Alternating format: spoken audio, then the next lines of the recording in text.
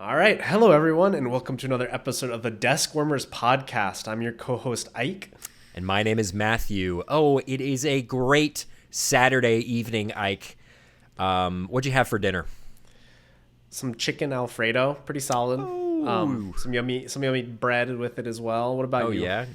My dad cooked up a mean steak, and it was great. We had this awesome, delicious seasoning on it, but we're not here to talk about dinners, are we? No. If it's not Japanese related, I don't think we should even, bring it up. That's not what we're here for, Matthew. That's not what we're here for. What are we here for? What we're here for is to introduce our next guest. His name is Daniel. Welcome in, Daniel. Hi, Daniel. Welcome to the podcast. How are you doing? Yeah, good. And Daniel, where are you located right now? Where are you living? Australia. Wow. Australia. Yeah. That's cool. I think you're our first Australian person on the podcast. It's our goal Hopefully every there'll be week. many more. Yeah, Well, that hopefully, too. yes. Well, I don't know. If you make a good impression, then we might consider it. I'll try my best. It's our goal every week to have a guest that's a first of something, so we just have to come up with what they are the first of. And I think we can claim Australia for today. That's not a bad idea. Right? Yeah. We've already been kind of doing that up till now, but Daniel actually, interesting enough, was in our city on the JET program just actually before Matthew or I arrived. So we've never met Daniel in Japan, but you, I think, had connected through some of our still friends that were living in our city, right? Yeah, that's right. I saw that they were listening to your podcast, and I thought I'd chuck it on while I was working, and it was good to listen to. That's Oh, awesome. yeah. Yeah, we appreciate that. Yeah. We appreciate it. But- And you contacted us through our interest form that we have a link to. Yes. So anyone Yeah. that would just like to join Matthew and I for a talking sesh, we can come up with some fun topics. Just fill that out. We'll get back to you. A yap sesh, Yeah, as it's the always kids are nice to- saying. It's always nice to chat about Japan, and especially when you come home from the JET program, a lot of people don't understand what you went through, so it's nice to just have a Yes. chat with people that share the same experiences. For me, it's always so nostalgic too. Like some days I just get really depressed that I'm not still living in Japan. I don't know if that hits either of you, but sometimes I think about that, So Yeah. maybe it's just me. Sometimes. Yeah, Sometimes. no. I'll see a news story about the new extension on the Shinkansen is set to open next year, and I'm like, oh man, Like I won't be able to see that. come on.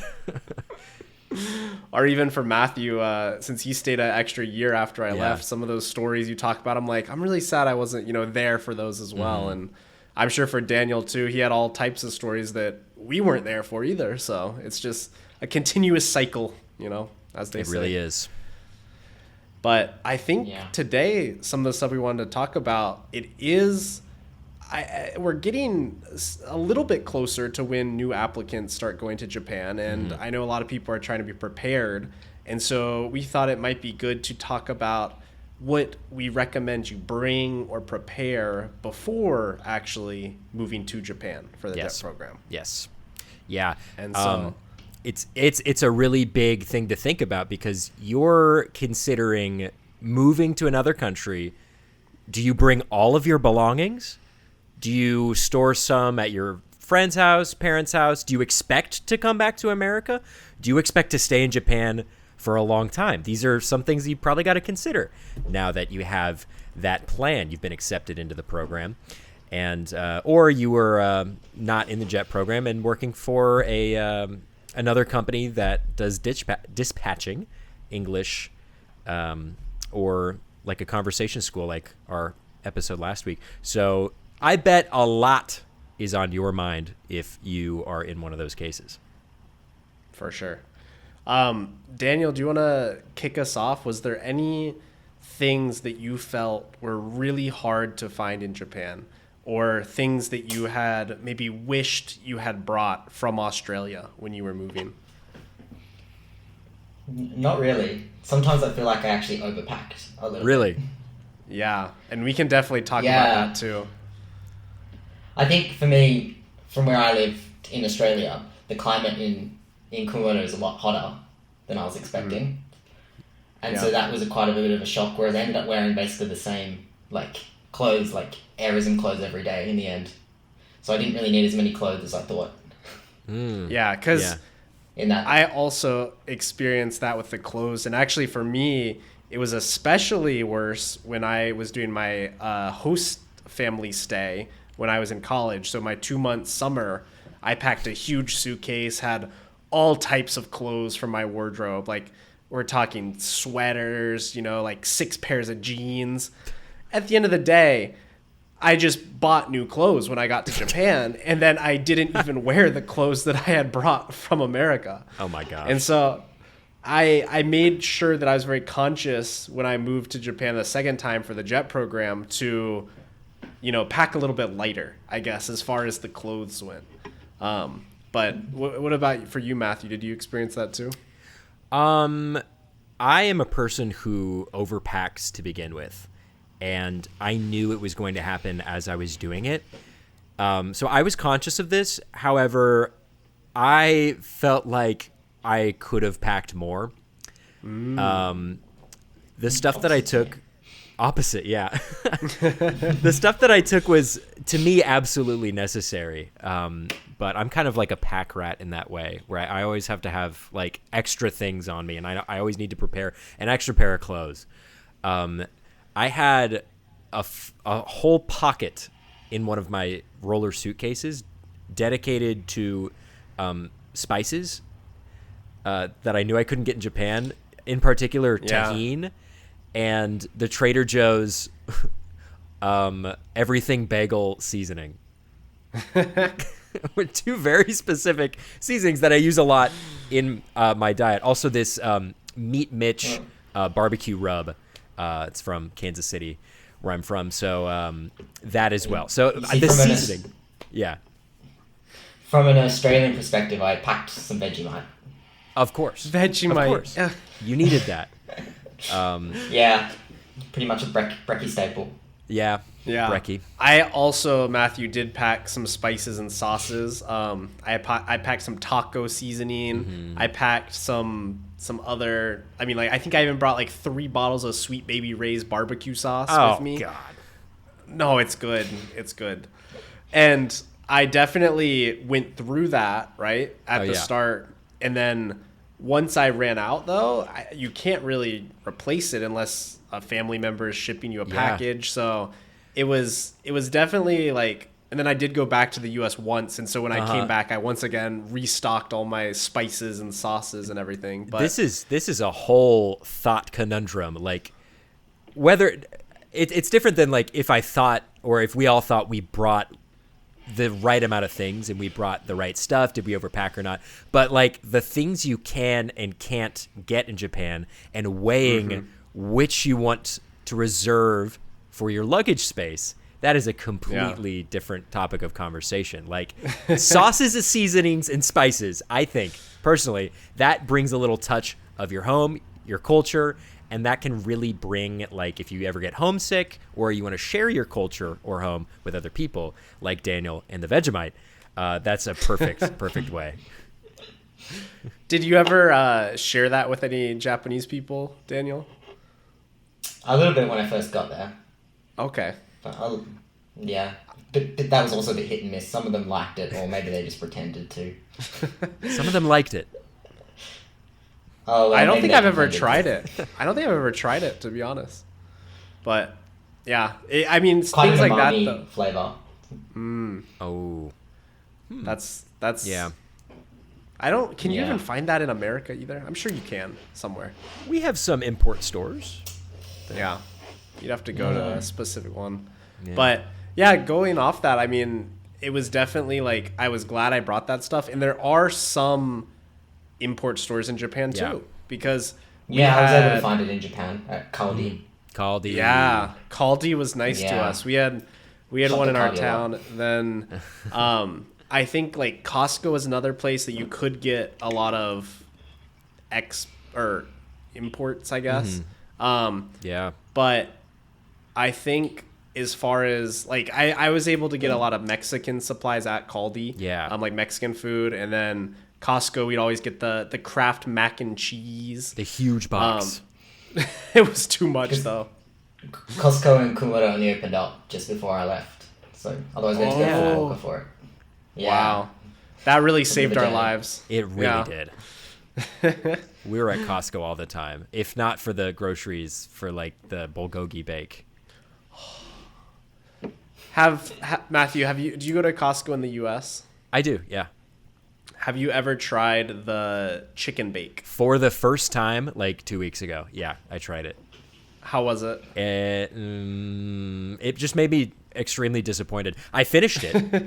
I ate all of it, but I just was wishing it was bulgogi inside instead of chicken. No offense to the Costco guys, but I give the chicken bake like 3 big dooms rather than booms. Is that meme old now? Older than me. I do want to get back to what Daniel said earlier, though, because at the start you said that there was not too much you couldn't, or like that you had trouble finding in Japan. Because I do think as far as like toiletries and like medicine stuff, like they're different, but they do exist, right? Like all of those necessities are there. With a bit of like research, it's not difficult to find. Yeah. That's true. And even toiletries. And you can always like iHerb, I think was really good for online shopping for toiletries.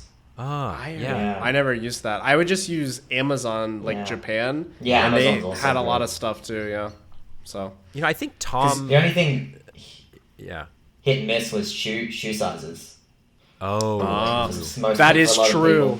Yeah, that is actually a really good point because I also have a fairly large shoe size, and any store like they don't carry it, right? So I would either have to get it ordered from like the US, I think usually is what I would do with my shoes. That country does have big and tall stores for like big and tall clothing. Yes. There was one, if you don't take the, it was just like right outside of Kumamoto City, a little bit of a ways, maybe in like Uto. But there was one, and I'm sure they exist in other cities, where it's like resale clothes that specify in like larger size clothing, and shoe sizes and like plus size clothing is really hard to find in just normal stores across the country. So like Amazon's going to be your friend for that. Or sometimes, like I've seen them, they do exist, those types of stores. The big and tall stores. Yeah, the big and tall. That's funny. And then as far as like medicine and stuff goes, because I know that compared to the US, right? I don't know if it's the same for you too, Daniel, but the medicine in Japan is so weak. Like lots of experiences with that. Yeah, like if you're just trying to get Advil or ibuprofen or something, like the dosage. That's something I would actually pack. I did actually pack my own paracetamol and ibuprofen. Yeah, that was definitely like they have it there, right? Their own brands, but the dosage is like a fourth of what it is in the US or something like that. And I know our other friend and some of us as well that had hospital stays, which please watch our other episode about that. But when you leave, right, you have to go to the drugstore to get your prescriptions or whatever they're, giving you. And that stuff is not very strong either. Yeah. Like the pain meds and everything, pain meds as well Some as of it was, over-the-counter medicine. Yeah, I'd known when I went to the doctors for like cold or flu or something, they'd also give me like Chinese herbal medicine. So when you translate it, it's like ginger or something. Yeah. So it's like... it's not ideal. Yeah. Drugstores are all around. Those pharmacies where you can get behind-the-counter medicine, also with prescriptions. And like, thankfully, we're on the Japanese healthcare system for teachers and public servants. So we do have access to that for pretty cheap. Comparatively, Daniel, I don't know about you, just compared to an American health system perspective, generally pretty cheap. Yeah, that was actually a bit of a shock for a lot of the Americans I know that I met. They wouldn't go to the doctor because of how expensive it is for you guys to go. Whereas here, healthcare's cheap. Yeah. Free to cheap. I wish. So I wish. To me, I never had a qualm going to the doctors if I felt like I needed to. Mm-hmm. We had qualms. It was just like, I don't know. I have a bad image of hospitals because of all the things I hear, some things that I've experienced in the past. So that was kind of a culture shock moment. You know, I don't really get culture shock. I say I don't get culture shock, but it was a culture shock moment. When I went to the hospital, I had like a really good experience in Japan. My final bill was definitely nice. Yeah. From your hospital stay? Emergency procedure. Yeah. Did I tell the story about my mom going to the hospital? No, I haven't told that yet. So when my mom came to visit me, she got like this weird allergic reaction to something, and we couldn't figure out if it was something in the linens or something in like the onsen water that was like making your skin be really irritated.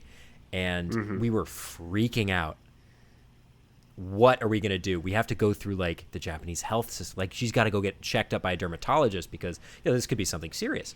So I had my my tantosha like make the call to introduce us to a dermatologist. Be like, okay, this American and his mom are going to come to your clinic, so be ready. And we get there after work, and I take her in and we get checked in. And by the time we go back in this dermatology like tiny little clinic, all of the nurses are there like in a line waiting in the back of the room, and the doctor comes in and all the nurses are waiting to see like what's happening. I'm like getting into the room like with my mom. I'm like, oh my gosh, what's going to happen here? And the doctor opens up his mouth and it's like perfect English. And I'm like, oh my, I had no idea. Like we had an English speaking dermatologist who was like fluent, completely fluent. Wow. And all of the nurses were like watching the magic happen, and I was completely shocked. And my mom was also shocked, and we got her fixed up, got her some medicine, and which was right across the street because they keep like the pharmacy thing and like the clinic separate. You just literally walk right across the street with your little slip, and then they fill it up for you, get you your medicine. But it was a really good experience, and it was only like $6, which was crazy for all of that. It was insane. Because she wouldn't have been on your health care either or anything. So no, yeah, that's impressive. Was there any other like big culture shocks, that you had from Australia to Japan, or how was that transition? I wasn't my first time in Japan, so I knew what I was getting myself into when I went on the jet. I'd been on exchange for 10 months in Yokohama back in high school. Wow. So that kind of helped. I knew what I was getting myself into. Yeah. I guess just the way Japanese people act is very different to Australians as well. How so? I guess we're a lot louder than Japanese people are. Yeah, for sure. You share that with the Americans. Yeah. Huh. I think that's a really cool experience though for high school, right? Was that to learn Japanese, or what was that experience like? I started learning Japanese during high school, and I thought, why not go to Japan see what happens? Sure. And so I did a high school exchange there for 10 months. Awesome. That's really host cool. Family and were all of your classes is it like online, or is it taught in Japanese? No, this was back 2012. That would have been, so quite a while ago now. No, it was all Japanese classes. So even like math, you're learning that in Japanese. Yeah. Though my Japanese knowledge back then was basically zero. Yeah. Basic, very basic. I shouldn't say zero, but very basic. So these classes were just, I don't even know. Wait, so how did you feel being like thrown into the fire as like someone who probably knew how to read hiragana, katakana, maybe a little kanji, some basic stuff, but like thrown into like high school expected to do assignments. I think in the end they didn't really have that expectation of us. Really? I think they realized that we were meant to maintain a C average, but there was no way that we could possibly do that. Yeah. Wow. Yeah. I feel like something like that. It depended on the teacher. Some of the teachers were really good and included us in the classes and conversations. Like we had a tourism workshop class, and that teacher was like really interested in like tourism and like Australia and stuff. So we were able to share our experiences with them. But then other classes like the maths class, he just sat us in the corner and we just sat there. And I remember the only time he ever like interacted with us was when the principal was coming around and he gave us a sheet of paper and was like, here's this, pretend to be busy today. Like, That's so That's funny. crazy. yeah. I feel like something like that, it's like fully reverse classroom where you have to like learn everything outside on your own, which is just really hard, right? So Yeah. was it a good Great experience? experience though. Yeah. Were you able to carry over that Japanese knowledge when you moved back to Japan, or did you like keep up the study throughout college? Yeah, definitely. When I moved back to Australia, I went back to uni and studied Japanese, so I continued. That's awesome. Yeah, great. And when I graduated, that's when I did JET. Yeah. Okay. Nice. Do you still use any Japanese? Like, are you working right now, or is it more like it was a hobby and if you travel, you'll use it type thing? Yeah, more now if I travel, I'll use it. I mean, I keep in touch with my Japanese friends, but... Nice. That's always good. I noticed I was actually back in Japan in January, and I noticed it took like a couple of days, and then I kind of like kicked in the brain again. Yeah, your gears started shifting. You're back on track. Yeah, definitely a bit rusty. Don't use it much these days. But that's good It's to hard know. though, yeah. It's good to know that your brain will shift back to at least some semblance of like what you had before. Yeah, it's kind of weird. It's almost like I've got two different like people in my head, and it's like because I had this experience one day where during JET where I went back to Australia for I think it was 2 weeks, and then when I came back to school on one of the first day I walked back in, I remember I walked in and the teacher was like, "Funki ga chigao," like I don't know if that kind of like your Atmosphere or atmosphere is different. Like you're a different person, and I was like, really shocked, and I kind of realized that I'd spent the last 2 weeks just speaking English and hadn't really used my Japanese brain, and the teacher somehow picked up on it. I don't know how she did, like, and I was like, well, I have just spent 2 weeks, like, in Australia, so maybe that's it. Good point. Good point. Maybe I didn't nod at the exact right time as I walked into the staff room yes, or of something. course. Of course. Who knows? It could have been something so minute like that. You said "Otsukare sama desu" like in its full Yeah. thing, and then people thought you were weird for that. Yeah, so just got it. That's good.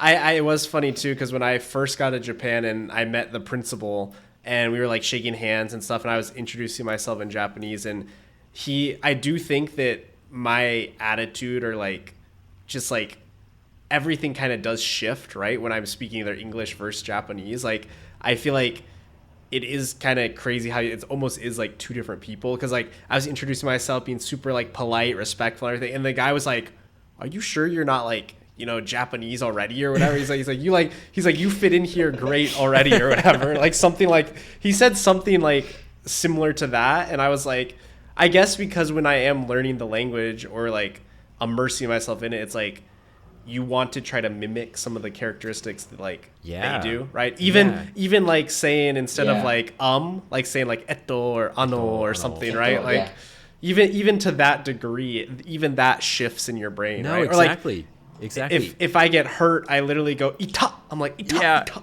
Yeah. Or I something still do like that. Like, I still do that. right. Sure. Yeah. You want to emulate the people around you, and I think think about a baby learning English. That's exactly what they do. They emulate the stuff around them. They absorb it like a sponge. And the closer that you can emulate the things around the people around you, the way they're behaving, I think that helps language acquisition at whatever age. Yeah. Or even developing accents, right? Same thing. Sure. Just mimicking the people around you. Uh-huh. I wish I true. knew more Kumamoto, Ben. Oh my I gosh. wish I had like gotten a little bit of a a little bit of some dialect in there, but not too much. I think I Yeah, I learned a little bit, but Yeah. it was hard to pick up on it. Exactly. I feel like most of the teachers, when I was talking to them, I mean, most just spoke English, but sometimes if they were doing Japanese, it was more like a clear Japanese, like just a standard version. When they're speaking to you. Yes, when they're speaking to me, for And then sure. you have some people, like, I feel like it's always the gym teacher. I don't know why. But the gym teacher had a thick, like, Kumamoto Ben accent. It was Kumamoto Ben dake, all the way through. Anytime speaking with me, didn't make it easier on me. And I just have to be like, hi. Yeah. Yeah. That's funny. A similar experience, I think, in high school with that. And see, were you both summer arrivals, I was. right? So for me, my whole year got screwed up because of COVID. So we were all staggered. Well, yeah. So Well, I got, yeah. I got in at like October instead of the typical August, something like that. So I think I got to Tokyo mid-October. Then I had to quarantine 14 days. So I didn't get to our city until November 1st, but it was tough. Yeah. Because I was an April arrival. Oh, So I was so early early. arrival. Wow. Yeah. Okay. Were you like, what is that called? Just an early decision or? Yeah, early arrival. Yeah. Okay. On the form, it gave us the option of either like spring or summer. Okay. So spring worked out better for me. Oh, It was the really? Australian school year and like finishing uni. Yeah. I had to graduate in December, and so April was better than going in summer. Oh, That makes a lot of sense. That's a little different. I don't know if that's an option for Americans, or at least those who are finishing university, because they know that universities end in May, and like it would be too short of a turnaround time. Yeah. To have everybody go out then. So I think it's just like you apply summer departure. But I think if you're not currently in university, then you may have that decision. I don't really know. I guess we'd have to ask other Americans, but. University basically runs from February to November in Australia. Wow. Okay. Is Like, there that's a a reason that's a full for year, that? so- I mean, honestly, I don't know if there's a reason why the American system is. I mean, I guess because our seasons are opposite. So like December, January is summer. There we go. Wow. There we Okay. go. It So makes even actually a back lot in of school, sense. high school, it's the same. Yeah. Yeah. It checks out. The That math does check checks out. How far of a flight is it from Australia to Japan? About 9 to 10 hours, depending where you Okay, live. so that's still it's always crazy to me because it Yeah. feels like it should be closer, but I know it's not. Right? Like it feels like you're just vertical. You're just a little south, right? But it's a lot Yeah. south. So Yeah, it's a lot south. A lot. that's always hard as well because Yeah. I mean, even Matthew, you went to Thailand for a Yeah. trip when we were in Japan. Even that was what, like 7 hours or something It to was get like there? 6 hours, I think, to Bangkok. Yeah. So even that's like further than I would have expected, right? Yeah. But Yeah. it's always like that. Japan really is an island. Yeah, Sydney to Tokyo is about 9 hours. Okay.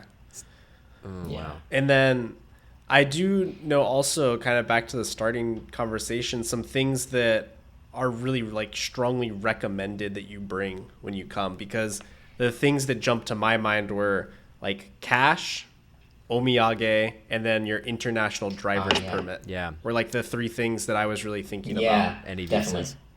Well, fortunately for you all, I do have the 2022 General Information Handbook given to me by the Japan Exchange and Teaching Program for my general information purpose. It has everything I will ever need to know about the JET program. Well, maybe not everything. The rest you can pick up by watching the Deskwarmers podcast. But other than that, it gave some really good, informative advice about what they think you should bring to Japan. Is that in Japanese? It's in both Japanese and English, and that's why the book is so long. Maybe you can see it like that. I don't know. I see, yeah. I can see it. What does it recommend, Matthew? Well, quoth the book.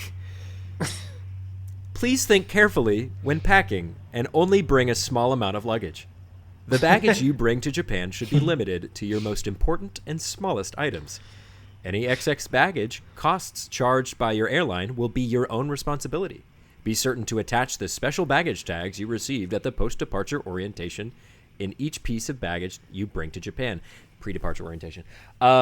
It's like 5 pages of like really plain reading, stuff like that. Yeah. The big things that it recommends are like all of your customs information, like visas, any stuff like that. Your passport. Your passport. Definitely. That's a requirement. Yeah. That should have been the first sentence. I'm not gonna lie. It has information about sending luggage before and or after. So if you have big things like bicycles or skis that probably shouldn't be taken with you as soon as you go. The big thing is when you get to Japan and you're in post-departure orientation, so in Tokyo doing your first couple days, they will send one bag of luggage to your final destination from Tokyo, and you keep the other bag. And that bag that they send will arrive usually a day after you get to your destination. Yeah. I was the odd one out and only had one bag with me, whereas everyone else had two. You brought one bag. I only bought my one big suitcase and then a backpack. Really? Yeah. I mean, I It was packed 30 my most. kilos, so it was a lot, but it was packed to the brim. But Okay. I mean, I had 2 30-kilo luggages. I had to pack my my PC. That was my most important possession. Most important and smallest possession. Yeah. I had 2 bags. I think they were under 30 kilos, but 2 bags, and I think a duffel and a backpack. Like I had a duffel as well. I overpacked. Yeah. Same. yeah, they almost sent my bag to Kumamoto, and I was like, no, you can't take that one. I need it. Like, that's my one bag. Wait a minute, that's everything. Yeah, that's my one bag. Wow. So if you're listening to this, and you will probably find yourself in this position come orientation time in Tokyo, really think about managing your baggage in Tokyo. Like, keep your suits in Tokyo because you have to dress nice for this orientation. Every day you dress in your suit. Yeah. Which I'm glad maybe, it's spring. Yeah. Maybe we can talk about that in a different episode, like expectations for orientation. But I mean, I would love to learn too, because mine was a very non-typical orientation, so that as well. Mine was the first year that they went back to being somewhat typical. The quarantine was a suggestion for us. They're like, try not to leave. And that was all the advice they gave us. How many days That was sounds it? like Japan and COVID in a nutshell. Please try not to do this. It was Right? like, I think maybe 1 day longer than normal. Okay. It wasn't like a 2-week quarantine or anything. But they delivered food to our doors anyway. It's kind of nice. That is really nice. Because, Daniel, you were there in peak COVID times, right? When you were living.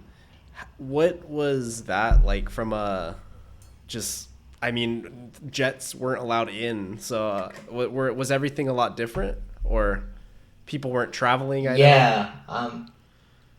So I picked... well, I'll preface this by saying I actually stayed an extra year because of COVID. I'd signed the contract to say I want to go home before COVID happened because of the timing of the contract so early. Yeah. We didn't know COVID was going to happen. And then they came to us being like in a panic, being like, would you stay an extra year? Here's a special contract to sign. Wow. Whoa. So I was leaving and then I wasn't leaving. And because of the lockdowns in Australia, I decided to stay in Japan because at least then I'd have a job, income. I didn't have to shift everything in the middle of the craziness that was going on. That's so true. But yeah, a lot of people left, and so we ended up with less jets. So we ended up picking up more schools, which is really tough. Because I think I was teaching three schools before COVID, and then I went to 4, and then one that would change once a week. So I was going to 4 or 5 different schools. Wow. So there was no consistency in my life of trying to teach trying to see the same kids and teach them, and And I think you said earlier We'd have different classes every time just so we could rotate the ALT around. You taught elementary schools? In middle? Kindergarten, elementary, and junior high. Wow. Yeah. Everything. Yeah. And the special needs school as well. And another thing you mentioned that happened during your time in Japan was some sort of natural disaster. Do you want to talk more to that? Yeah, we've had quite a few, really. I mean, besides the occasional earthquake here or there. That was very vague. Yeah. But yeah. So we had the occasional earthquakes, which you guys probably experienced too. But you guys had some sort of flood, though, right? Yeah. So the local river basically filled to the brim and washed majority of the town upstream away, like down the river. Wow. Like, were you affected by that? I've never seen so much rainfall in my life. Very close to being like very, very close. We evacuated the bottom. I had a 2-story apartment, and so I had to evacuate the bottom one and put all my belongings upstairs one day. Because the forecast rain that was coming, no, luckily. They had forecast more rain, but that rain went inland at the last minute and saved probably from the river from flooding. Wow. Like completely. Wow. So that was a very close call. We had, or at least I had heard about this flood as well. They enough time had passed by the time I got there for them to do like a bunch of research on it at the high school that I worked at that was in the mountains. That wasn't the river that flooded. It was right next to a river. That wasn't the river that flooded, but it was close enough. And this high school's focus was on forestry and ecology. It's kind of like their specialty thing. And they did this like report about the flooding, and there was this like diorama like right in like the lobby of the school. So like every day that I go in there, I'd like walk past the diorama like, oh, this is the level it flooded up to, and I'm like, huh. And then all the pictures of the destruction that it caused and like all that kind of stuff. It seemed really brutal. Like that's an unforgiving disaster. Yeah, and that happened right in the middle of COVID, and so there was this whole thing around the government was trying to be like, you should still go to evacuation centers despite COVID, because people didn't want to leave their houses because they were scared about getting COVID. Oh, yeah. So that was all added to it as well. Were any of your schools like closed during that time? No, not that I remember Not that I remember them being closed. We were still expected to somehow go to work. Which was crazy. I remember that they let me go home early one day just because of the flooding. Because I think all the kids went home early one day, but the teachers were still expected to stay. Yeah, of course. That's how it goes. And I'm like, they're like, you can sort of go if you want. And I was like, okay. They don't value our. I'm pretty sure I had to take NICU for an hour or something. But I'm sure you did. Of course, yeah, you would have had to. It's so I got dumb. in so many fights with my Tantosha about like, okay, look outside. That's a typhoon. I'm worried about my safety. Yeah. I shouldn't have to use my vacation days for this. Yeah. It doesn't matter though. Yeah. At the end of the day, it doesn't. It's probably a big cultural shock, really. That's my other culture shock. They do not care about your fear or your livelihood. They just want you to teach. They just want you to teach. You're exaggerating, Ike. They care about it. They just have a different expectation. They want you to teach even though there's no kids there. Yeah, they want you to sit at your desk and lesson plan. I don't know. They want you to take breaks the Japanese way, okay? They want you to desk worm is what they want. Oh, wow. Speaking of desk warming, Daniel, on this show we tend to ask all of our guests the same question. Did you do anything special during your desk warming periods? Did you have desk warming periods? What was it like?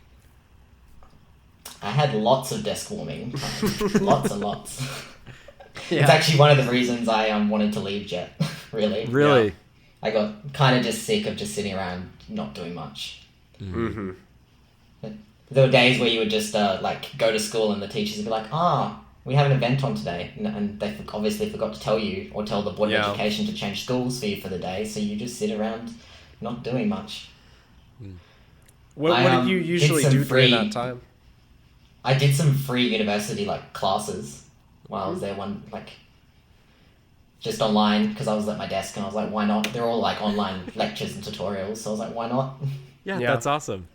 We had a friend Otherwise we had a friend who studied for the LSAT, which is like the law school application test. I think she was doing a prep course during her time. Maybe you should have done that too, Matthew. I probably should have done that. That would save me like a year, but I studied Japanese, but there's only so much of that you can do too. Yeah. That's what we all say too. Otherwise, I used to just go up and walk around. Yeah. I used to just walk around the school. I was like, why not? And honestly, that's not a bad way to spend it from my perspective either, because even just interacting with the students a little bit more, or just being seen, I think, is like part of the reason why we're there, right? So to me, that is actually not a bad usage of the time for what we are getting paid for. True. So yeah, it's always tough. During COVID, school was only closed once for like 1 month. Oh, really? Did they have like Chromebooks or tablets at that time? No. So yeah, it that was all just came closed. Like, that all started just as I left, really. Yeah. Oh. And it's crazy to me the that kids are so excited. Yeah. It's so weird to me that that's not there before, because there's no sort of like digital literacy program, or like it was actually kind of mind-blowing to me that how many of the students like couldn't even create like a basic PowerPoint at the end of the day. Like that was kind of something I noticed, even though they had these Chromebooks now for a little bit of time. Like there was definitely a big gap. Like my teacher would always budget like 20 minutes for them to like make a slide or like make a presentation, and then they would have to like triple that time. So it'd end up taking like 2 full lessons that they would have to give the students to make like a 2-slide presentation. Yeah. We underestimated. I remember when they closed the school. Oh, sorry. I remember when they closed the school for the month, they printed out like all their homework for the month, and it was like a stack of paper. Every student was like getting like a stack of paper. Like, that's no. We underestimate the importance of computer literacy in that end, and it's not just the students that have to deal with that too. I remember the teacher we were talking about last episode. I had to teach him how to make a Google document or a Word document to like create the exam that the students were taking, which ended up just being me making the exam and him looking at it. And watching me make the exam for him as his responsibility. And the next time he tried to do it, he didn't do it right, so I had to do it again. Yeah, that's hard. I think, even the teachers also, they weren't able to properly, share the kids that knowledge, because they didn't maybe have it either. But I had one teacher who would always use the whiteboard setting, where you would swap the projector screen onto like a writable, like it just would go blank, and then you could like write on it or whatever. And all the kids thought it was so cool though. He was like, I'm about to do this crazy move, but then he learned how to like erase it all one day or something at once, because before he was just manually erasing it with like each line or something. We only had at elementary, we only had the blackboards. So, and then they blew the TV in for our like video English class. Mm-hmm. Yeah, that happens too. So after the 1 month of school being closed, they decided that it was too difficult for the kids, and so they all came back to school. Yeah. And so we just started teaching with masks on. There you go. That fixes it. And it. opening windows. Yeah, open the windows and have the CO2 monitors in every room. Yeah, I don't know if we had those, but they might have done. I had those in my school, Matthew, as well. Uh-huh. I always would look at it because it was always like around the area that I would stand at. Yeah. And so I'd always be like staring at it. Sometimes I'd be like, oh, some days like the oxygen level or whatever it was a little lower than. Many situations are similar, dude. MSAS. That was a great experience. Yeah. I want to quickly hop back. One thing that I was thinking about earlier, be honest with me. Did either of you have go bags and or know your evacuation plan? I did, yes. I made one myself, but... Wow. So there was like lists online. I think lots of there might even be information in that jet handbook actually on how to make one. Is there? I remember using that as a resource and then using online resources, and I made one myself and had it in my like shoe closet ready to go. Oh wow. Disaster Never had to use preparedness. it, but Yeah. Matthew, did you have one? I had an idea of one. I think that's what happens with most jets is they have an idea of one and then don't ever. Yeah, I never did it. So I didn't even know where I was supposed to go if something happened, which I would not recommend, but I was very unaware of any of the evacuation centers or like having anything prepared. So I know they do strongly recommend that just given the amount of natural disasters that do happen in Japan. Yeah. But And you know what? They're I feel really like I had good. a fair share of. Yeah, for you, yeah. They're really good about sending out updates on like if there's an earthquake, you'll get like a text. If there's like any level of like flooding or like a major storm is coming, evacuation information, you'll get a text from like the town's information system. Be like, okay, senior citizens, go to your evacuation centers, and then like young children, go to evacuation centers, and like general population, go to evacuation center. There were quite a few nights when it was like around the time of the flooding where they were like putting landslide warnings out and your phone would ping in the middle of the night. Mm-hmm. It would have the emergency evacuation warnings of being like, these people should evacuate to the... Yeah. It would say like... was loud. Your phone it would say the so names. So loud. Or the areas. It would say like the city or something. Or like the little machi. Yeah, there was lots of those. I was on vacation in Hiroshima and I was with my mom. And in the middle of the night, it was like... warning like so loud, woke us both up, and it was like landslide information about the road that we were going to drive on the next day, and we're like well, glad we saw that. And then sure enough, like parts of the highway were stopped up, and it's definitely based on the area that you're in rather than like the city has your phone number. That's crazy. And even if your phone's on silent, it'll go off. So yes, it's so loud. Yeah, we in America, they only use those for like Amber Alerts, so like a stolen child or like silver alerts, like missing elderly person. It's not funny. I think I got a text message once, something like that here, but not an emergency like alert. I think I do get messages just from the like weather app about like flooding or tornado watch, but it's never a like siren type thing. It's never like a loud alert. I have an osusume appuri. It's called Nerve, and it's like based on, I don't know why, based on Evangelion like stuff. I don't know why it's called Nerve, but it's essentially like national Japanese like weather alert system. So you can save areas, and like anytime that area is affected by any natural disaster, it'll send you a notification. So I still get notifications about Kumamoto earthquakes. And it's like rain, earthquakes, flooding, typhoon, tsunami.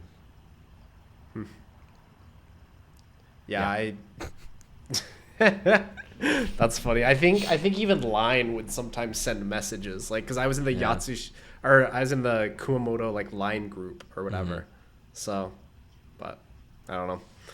Was there any other things, Daniel, that you feel like started to shift, like as you stayed there for how were you there 2 or 3 years? Was it 3.5 years? 3.5 years. Was there anything that you saw shift into the new generation? I want to ask. Like the next, I don't know. It was all, I guess, just confusing. Well, like we've said a lot. Spent a lot like of time in just like limbo, really, because we had no idea who was coming, when they were coming, if they were coming, and then we'd hear like, oh, someone's coming, and then all of a sudden, oh, they're not now. Yeah. And so I don't know, because the Board of Education handled it. We don't know exactly how that all like filters down to them and then to us. A lot of people you got to talk to. But, a lot of people in the chain of command that's got to pass information down. Yeah, and so sometimes information kind of gets a bit... Yeah. And see, I didn't really, I guess, have a normal jet experience, having to have said I was leaving, then have a recontract as well. Yeah. And then I'd recontracted to the following September, but ended up leaving in July. But somehow they were able to reverse that without breaking contract. Sure. Don't know how. I don't know if they just felt sorry for us or something.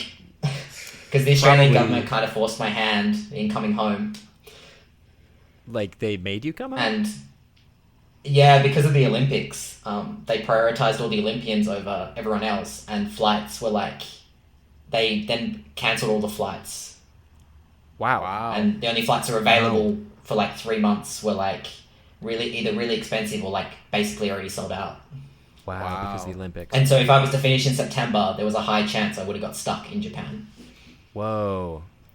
That's yeah, crazy. So I had to like make a decision one day really abruptly.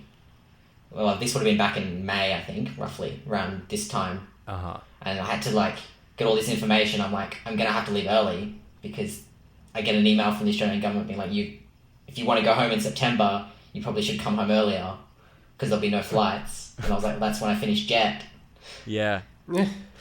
And so then I had to just go and book a flight home in July. And then the day I booked, actually the week after I booked, the local government here then cancelled all future flights going forward.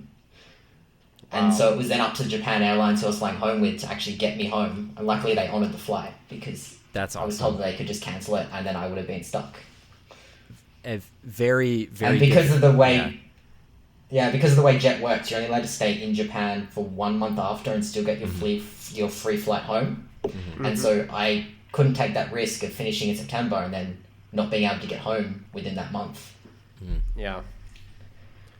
And so I had to just do it and make a call, and the Board of Education somehow worked it out. That's really good. So yeah, that's lucky for sure. I felt sorry for them because the one-way flight home was like $4,000, but they part of agreed, the contract. Yeah. They agreed to pay for it, right? Yeah. I like those Japanese airlines. They're just the best. They are so like they'll help you out in times of need more so than other airlines. Yeah, I just got really lucky. I do think every time that I'm boarding a plane that I wish it was structured in the way that Japanese airlines work, because they board in two different methods. One is they board the windows first, which makes sense because then no one has to crawl over the people in the aisles.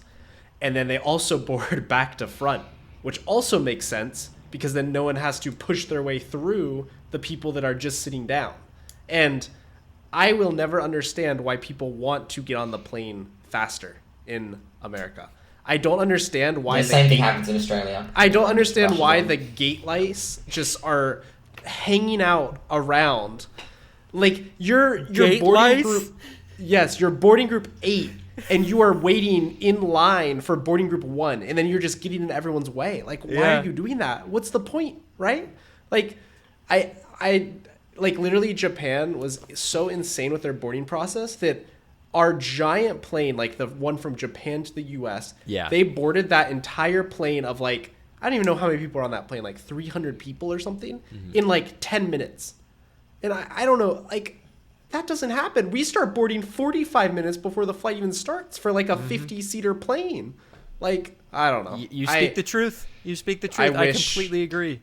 I wish we followed some of those practices, but at the same time, I know that people would not stop complaining if we tried to do that. Yeah. So yeah. It's just There impossible. were 8 other people on my flight home.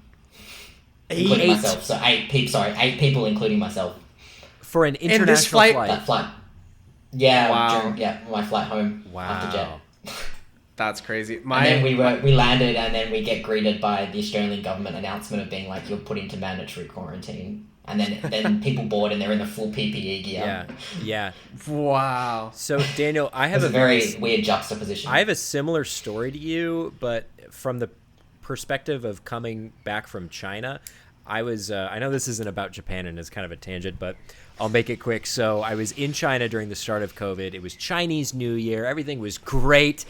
There's a sickness on the horizon. Oh, just wear a mask, right? Nobody knows what's going on. we're at a wet market one night. It was Chinese New Year. Nobody was wearing a mask. And the next day, the town that we were in was like, this is a level 5 emergency. Everybody has to leave. And I was on a study abroad trip with people from other universities. And we get back to Beijing, and universities are starting to pull their students out because, like, hey, we're not going to, we're going to potentially save our students' life because same thing happened with like bird flu many years before in China, where some university students died because they couldn't get the kids out in time, and the kids were stuck there. So I was like not wanting to go home, but then when I kind of weighed some of like I weighed this situation, I'm like, maybe I should go home and maybe this is good. By the time I finally got home, it was like on such a lockdown level that I had to get like an instructor to leave my university dorm and then a different person in order to leave like the campus. A police guard was like at the gate not letting anyone out. And then by the time I got to the airport, I like barely made my flight. And when I got into America, all the guy said to me at customs or like immigration when I got back in was like, where are you coming from? And I said, China. He said, did you go anywhere near Wuhan? And I'm like, no. He just let me in. The immediate next flight, they had like mandatory quarantine on the airplane with people in hazmat suits coming in. Like my friend in his flight got stopped and he had like a full quarantine. And I just consider myself so lucky for that. Even though I was trying to delay it as much as possible, I could have been even more delayed. That's crazy. Wow. No, I had 2 weeks quarantine in Australia when I landed back. Oh my gosh. Was that in a hotel or how did that work? Yeah, hotel. They basically put you straight on a bus, straight to a hotel. Do they feed you during that time or? They do, yeah. But Okay. you have to pay for it, which was awful. What? That's crazy. Yeah. I would not have expected that as well. The food wasn't even that good for the price we paid. Yeah. That sounds miserable. Yeah, it was pretty horrible. And then I arrived in between 2 lockdowns in Melbourne at the time. Mm-hmm. And so when I arrived, Melbourne came out of a lockdown. And then by the end of my 2 weeks, Melbourne went back into a lockdown. So then I ended up doing a lockdown in Melbourne for 5 weeks after that. What a brutal situation. What a brutal situation. Yeah, which is the whole reason I stayed in Japan was to avoid the... Yeah, but you had to do it anyway. Yeah. Couldn't escape. I was ready to go home. Yeah. Wow. It was time. Things in Japan stayed pretty good, I think, throughout COVID, considering everybody else's situation. Other countries, I guess. Yeah. I think at the beginning it was kind of felt like Japan wasn't doing anything because you would see other countries reacting and then you saw Japan sitting there like that meme of that with the dog in the fire. Yeah. That's kind of what it felt like in Japan at the start, and then as things progressed you saw like, oh, actually it wasn't that bad. We actually had it pretty lucky.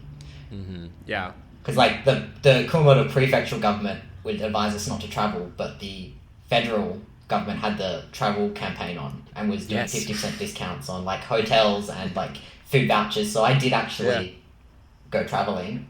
Yeah. I mean, secretly. Of course. Yeah, I mean, it doesn't matter now. What was your favorite place you went to on your travels? Like in Kyushu? Or just in Japan? In Japan, I really liked Sapporo when I went for the snow festival. Yeah. That's a good I think time. that seems to be a common. I think I've heard that on the podcast before. Yeah. That was our favorite trip, Yeah. I think. That was I got a fun one. lucky that I went in 2020 and they just closed the border to all the Chinese tourists. And so it was actually quite empty. Yeah. Wow. So we got actually quite lucky that there was actually not large crowds. Wow. So, like, with Yeah. most But of, like, then- the tourists gone, but, like, cool. But that was our last sort of trip before COVID really picked up. And so, of course, we bought all our teachers omiyage and things back from Hokkaido. And then a week later, I think it was a week or 2 later, Kumamoto had its first COVID case from that festival. Ooh. Coming back, like, maybe on your flight? Yeah, so then not on our flight, but at that festival at some point. He'd flown back from Kumamoto, but was at that festival and picked up COVID. Wow. That was Kumamoto's first COVID case, and so of course then all the teachers were really wary of us foreigners because we'd all just been all together on a group trip to. Yeah, that was definitely the consensus where they knew we were all kind of traveling together and stuff. I feel like. Yeah. But then it was kind of funny because I ran into one day I was traveling and I ran into one of my I guess teachers that I worked with at one of the elementary schools, the Tundin sensei, and he saw me and he freaked out because he knew he shouldn't have been traveling either.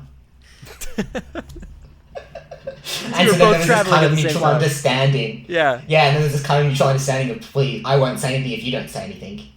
Yeah. And then when he saw me back in the staff room next, he gave me one piece of it, an omiyage. And then because he didn't give anyone else omiyage because he was hiding the fact that he was traveling, and he's here, and he's you didn't see me. He was hiding the fact that he was destruction. He was hiding the fact that he was traveling, yet he still bought omiyage. That's probably the most Japanese thing I've ever seen. Just for me, though. It seemed to be just for me because he didn't. But you were also traveling. You were also traveling and at the same spot. I think it was a peace offering of being I won't say anything if you don't say anything. Yeah. That's funny. That is crazy, though. Now, the handbook has some information about omiyage. Omiyage from your home country, really. As it advises you to bringing gifts from for your contracting organization, workplace, or for people who assist you is a nice gesture. However, it is not necessary to bring expensive gifts. It is customary in Japan to give a box of snacks or a gift to the group or department, etc., to be shared among members. However, giving small gifts to individuals is also a viable option.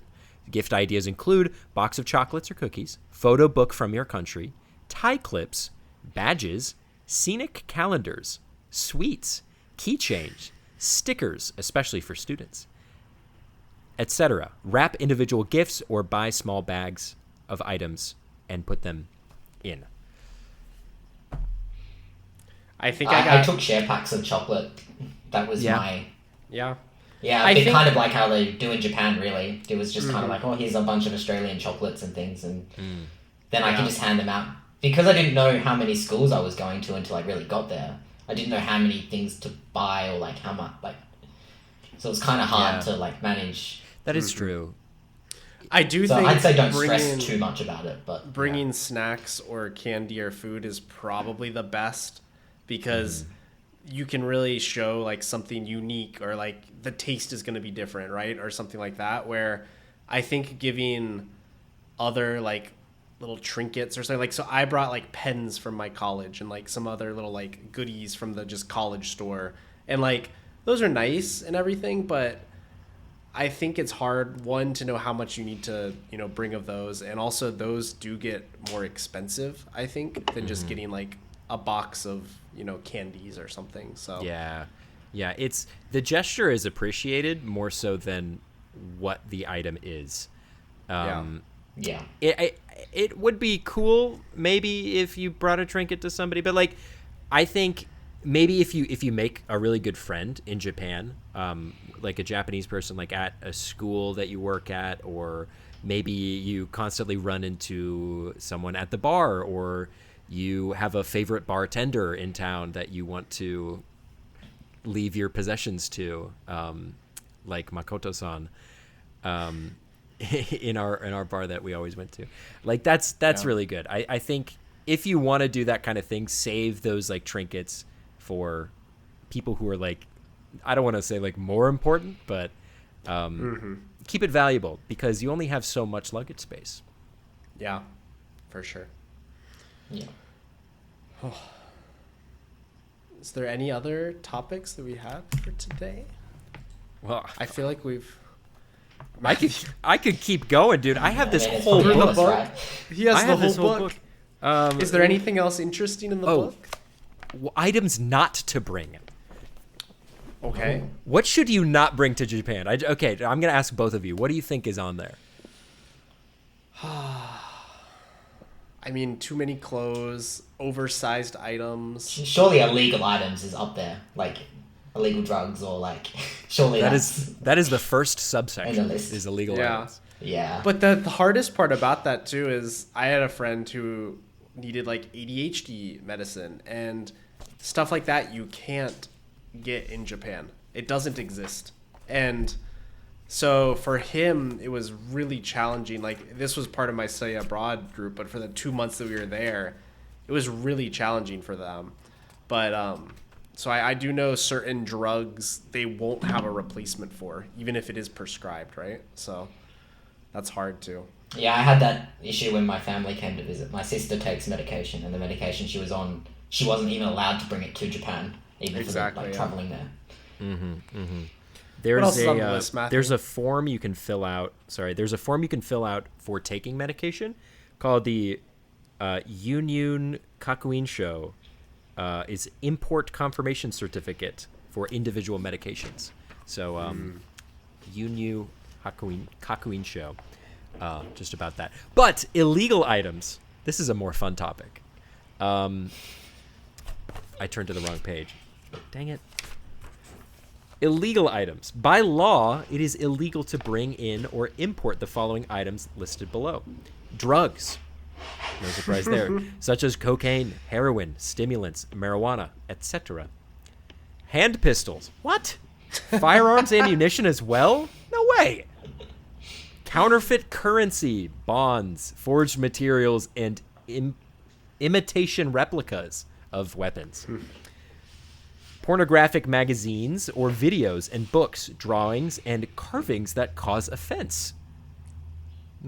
So, Ike, that carving that offended me. I shouldn't have brought it. You shouldn't have brought that. I shouldn't have brought it, yeah. And items which infringe upon intellectual property rights. I did not know that last one. So if I bring my, like, maybe the trademarks are only in certain countries, you know. Well, like if if it infringes upon Japanese intellectual property rights. So like I have a bootleg Sword Art Online DVD that I wanted to bring because it's my most valuable possession. If I wanted to bring that, then it had been an illegal item. Yeah. Probably, yeah. The following items can't be used in Japan. Video cassettes and DVDs that are not compliant with the National Television System Committee. Interesting. Don't bring pets. Please do not bring pets to Japan. Any NHK come to your apartments? The NHK man? Yeah. They came and I would just ignore them. Straight up, I wouldn't answer the door. I think they'd leave asleep and I'd just throw it in the bin. They came once for me as well. And I did open the door, and then I told him I don't have a TV, and then he left. So it worked. It worked well for me. I didn't answer the door. I just read that Ichikyu Hachiyon book that I just read by Haruki Murakami. That entire book is about a guy's relationship with his dad and how his dad was an NHK fee collector and how it screwed him up for his life. And he hears the ghost of his dad like collecting fees. And he's like, "You gotta pay up. You use the system." That's not what the whole book is about, but like, that's really funny that you said that. It's that NHK is just the craziest thing ever. It's like, doesn't matter if you watch it. It's like, if you have a TV, you're expected to pay us money. Well, don't they count online devices now as a TV? So because you can download it technically on your phone. So now, Wait, that's so true. So now if you say you don't have a TV these days, they're kind of like, well, actually, you have a phone, so... Yeah, right? So that it's got a screen. Come on. Actually, my you can download the app. Does anyone know how much the fee is? I don't know, but dude, my friend, he's not an NHK fee collector, but he's in charge of fees, like in general, at NHK for this town near Tokyo, I think, outside of Tokyo. But he's involved in all of that. So one time, he's a Japanese guy. One time I was asking him like what he does for the job. And he's like, "Oh yeah, I just promote people to pay. Like I do campaigns about you need to pay your NHK fees." And then I'm like, I gotta tell you right now, I did not pay that at all. So and he's like, "Well, you really need to." I don't think it's too expensive, right? So from a quick Google search, it does say anyone who owns equipment capable of receiving NHK broadcasts, regardless of how often they watch it, and foreign residents are also subject to this obligation. Obligation, it says. And then it does say the annual fee is 12,000 yen. So like $100 is the annual fee. Wow, that's more expensive than I thought it was going to be. But like, Yeah. Do they come around like So, by $70 year? a month. It can go up to 20,000 depending on Yeah. area, or if you have satellite. Apparently, it goes up. So that's very. I think the problem for most jets is just cancelling when they leave. If you get Yeah. roped into signing up for it, trying to cancel it's a huge hassle. Oh, so it's like a subscription, like you pay it monthly. Out of, yeah. wow. You know, that could have come in like our apartment fees. Maybe, yeah. That's crazy. That's such a wild concept. Like, how is that allowed? You know, They debate the necessity of it as well. So Japan's public broadcasting network. Yeah. Well, that's anyway. very interesting. Anyway, the more you learn, right? The more you know. Actually, speaking of money, I know a lot of jets have problems with not bringing enough money for their first month. That's Yeah. something I might be even in that booklet that says make sure you have enough money to survive I'm your sure first it's month in there. Japan. Yeah. I remember reading it somewhere. Yeah, it's in here. It really depends also if you're trying to buy a car or if you're just trying to survive. But they do always say that you will not get a stipend or like an early, like, pay stub or whatever. So you do have to bring enough money to support yourself before you receive that first income, which is about up to probably a month. I mean, I think I got mine like a week and a half after I got to my city or something. So it didn't take too Ours long. was a full month. Like we didn't Yeah. pay for basically a full month after we got there. Yeah, so it can definitely depend. But something to watch out for. It is recommended that you bring cash or traveler's checks in Japanese yen, as you will not have time to go to the bank to exchange money until you arrived at your contracting organization. Which is going to a bank, yes, but if you go to like an ATM, you might be able to use an international card if you have an American bank account that's 7-Eleven. staying open. You will most likely receive your first month's remuneration during your month of arrival, or in some cases, the following month. The timing you will receive your remuneration varies depending on your contracting organization. An adequate amount of living expenses or cash or traveler's checks is essential to see you through until your first payday. Who uses a traveler's check anymore? I don't know. It's like banks in Japan though. I never used a passbook either. And Oh yeah, I forced never that used down. my passport. The one time they made me use my passbook, like when I was closing my bank account, my Tantosha was like, you need to like update your passbook. I put it in the machine to like fill up my passbook, and I was standing there for 10 minutes as it's like putting the information on the passbook. Yeah, the same So- problem I did. Yeah. Yeah. So banks in Japan, along with your cash card that they give you, will give you a bank book. And this bank book, you're supposed to put it in the ATM every time you use the ATM to log your transactions. To like have on paper, like here's how much it's like I have in senior my bank account. online pay statement. Yeah, It's literally you all you it can is. check it online. If you have it set up to where you can check it online, that's a whole different thing that involves the physical mail, not email. The physical mail, you have to do it, wait for an application, call someone, get it set up. That's a whole nother thing. I think bringing money into Japan depends on where you're going to end up living, as to how much money you should bring beforehand. I think I brought maybe 1,000 USD extra, aside from costs that I knew I would have to pay, like my car and the things that I was buying from my predecessor. But that was already agreed upon beforehand. So like, as far as like living expenses go for the first month, I think I just brought 1,000 USD. Yeah. I think I was similar. I might have actually done a little bit less. I can't remember, to be honest, how much I brought, but Yeah, I can't remember either. Would have been around that, if maybe a bit more. yeah. So, Just but in I case had did. extra I expenses do know I wasn't that expecting. as I did have my journey along, I would occasionally have to take out more money from just 7-Eleven or ATM or whatever. So, it's just how it goes, I guess. Yeah, you can do it. They're convenient. They're everywhere, but Yeah. watch out for hidden fees, I guess. Yeah, I mean, I had to pay like $2 every time I did it or something, so it adds up. It does add up. Yeah, the ATM's closing was wild to me too. Yeah, we talked about that on another episode as well. Just like, Yeah. why does it have to close?